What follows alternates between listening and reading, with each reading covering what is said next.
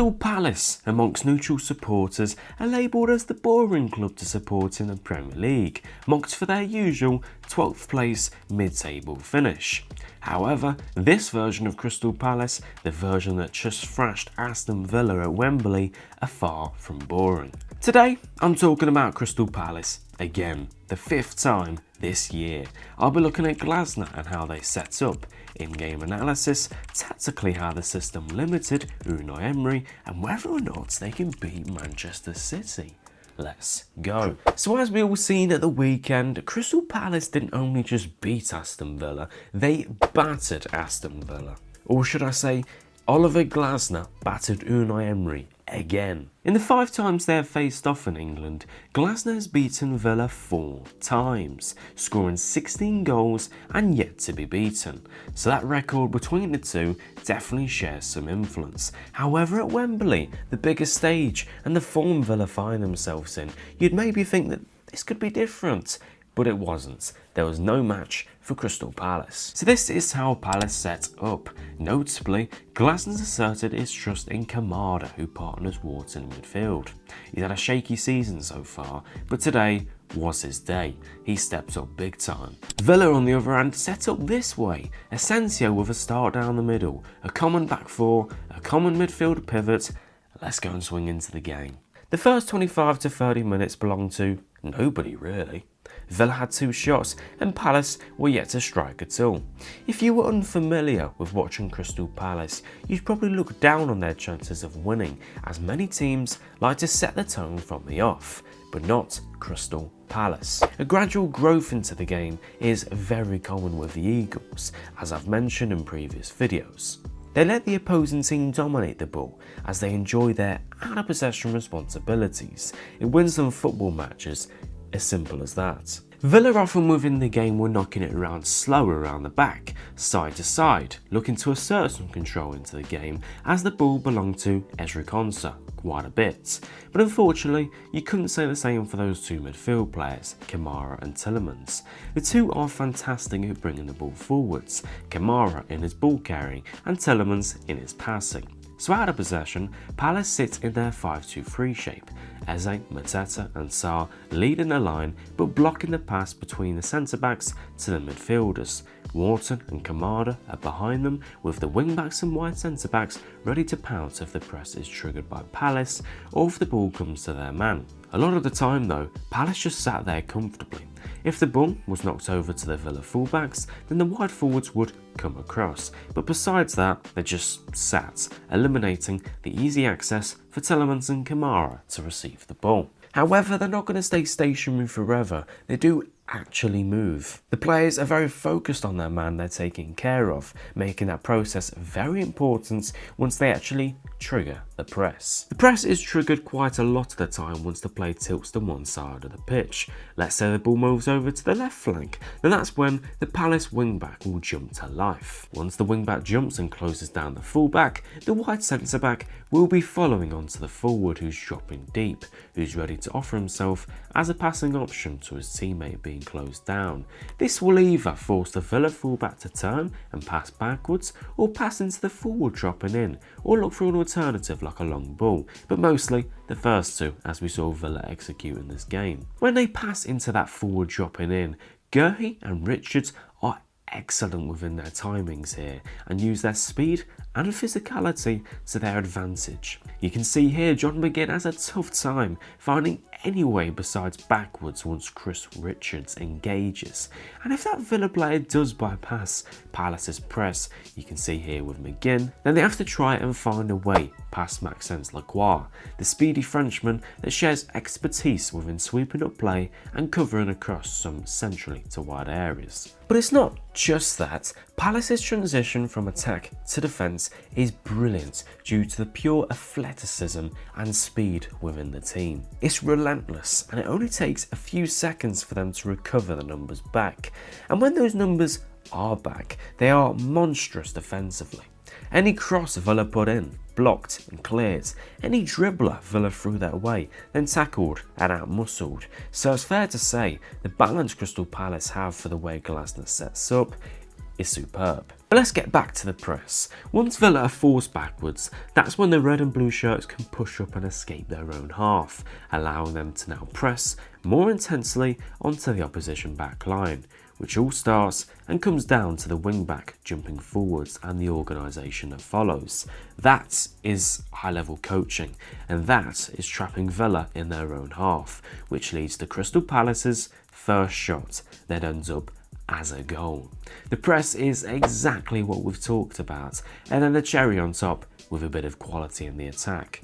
A brilliant goal from Eze. After this, Villa looked to respond, but the truth is they couldn't. Watkins was looking to attack the channels nearer to the left, but Lacroix was onto him. Anytime Cash looked to make an impact going forward and look for a passing combo, he couldn't, as he was being doubled up on with Palace pouring numbers back. Anytime Tielemans tried his more creative and special passing ability to find the likes of Asensio and Morgan Rogers, Palace were just fine, as the central spaces were fairly crowded. So as you could tell by their one shot on target, they were fairly miserable. But then to counter that, Palace only had one shot on target themselves, so what is the difference? Well, even though Villa have the better quality within their attack, that doesn't make their attack more clinical. Villa on the ball really lacked any wide threats. I mean, Morgan Rogers was coming inside, Asensio was the 10, and John McGinn was coming inside. It was only Digne who was the wide threat, who was outnumbered by Munoz and Ismail Assar. Rogers couldn't powerhouse his way through the team, so he'd just keep losing it. So any attack Villa had, the second they stuttered and slowed it down, it was immediately dead. So this naturally led to where Villa would become wasteful with the ball and lack ideas, which then brings Palace attack into the game. In the second half, this did share a little bit more success, but it's no secret that Palace enjoy counter-attacks. The front three are so fast, so they progress up the pitch quickly, but the three share a nice balance in dynamics. They're supported by an athletic Daniel Munoz bombing down the touchline too. In general play, they look to be direct too, using the passing range of Maxence Lacroix, Adam Wharton, or even Chris Richards, which actually led to the harsh disallowed goal in the first half. So on the ball, their play is very simple. In the slightly rarer occasion, they do share a lot of possession, they do like their long balls, yes, but they access the two wide forwards pretty well, with the ridiculous forward passing ability of Adam Wharton and the two dropping deep, Eze in particular. The structure isn't rigid at all, the players can move. We see Kamada often move away from Wharton to push out wide, allowing for Eze to drop into more space and for the wing-back to push up. Palace do this too when Lerma and Hughes are in the side as well. Those imaginative on-the-field patterns don't seem like much, but it grants the Palace front three the chance to get on the ball as much as they can, which counters the possibility of them being isolated in the game, because as we know, they're not a possession-dominant side. A side that shifts a lot of their focus towards winning the game off the ball.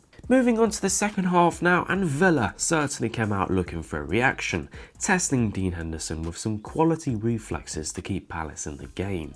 But it felt that buzz and urgency of attacking led to them leaving gaps transitionally for Palace to exploit. Villa had to go for it, it's a semi-final, you can't exactly blame them. But the Villa players were still struggling. Rogers had zero success against Mark Gahey, who was timing his jumps brilliantly yet again. So again, when Villa were being sloppy on the ball, those channels were being exploited every time. Eze being at the scene of the crime quite a lot. The penalty that they won and sadly missed came from this exactly, but Palace's performance was truly heroic. It was a true mix of quality, mentality, coaching and that crowd boost that the fans had given them. The crowd gave them that extra bit of fuel in the tank when going into challenges, which actually led to their second goal. Wharton jumps right onto Tielemans, wins it with excellent timing, and then Ismail Assar hits an absolute rocket behind Emi Martinez. It's clinical and it's deadly once again. It just sums up Crystal Palace. Palace continued to limit Villa off the ball. The resilience, trust in their shape and roles was shining through, and the belief was outweighing Aston Villa.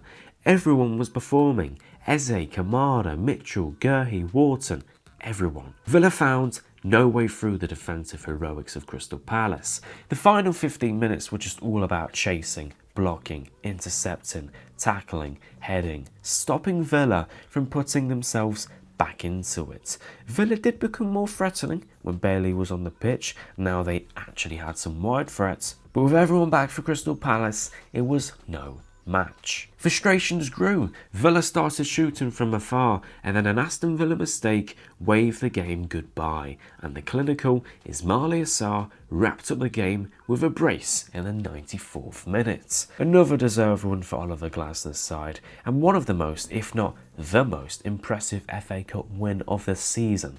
It was brilliant. However, will it be enough to get by Manchester City in the final? To me, if Palace share the same defensive solidity, that bit of luck everyone needs in a cup final, and clinical edge in the attack, then absolutely, of course they can.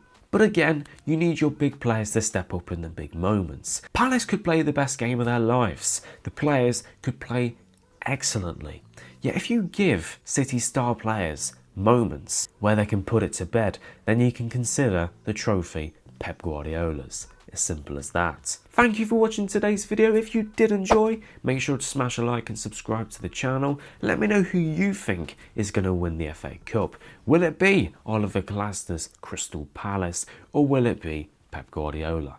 Thank you for watching, and I'll see you guys in the next one.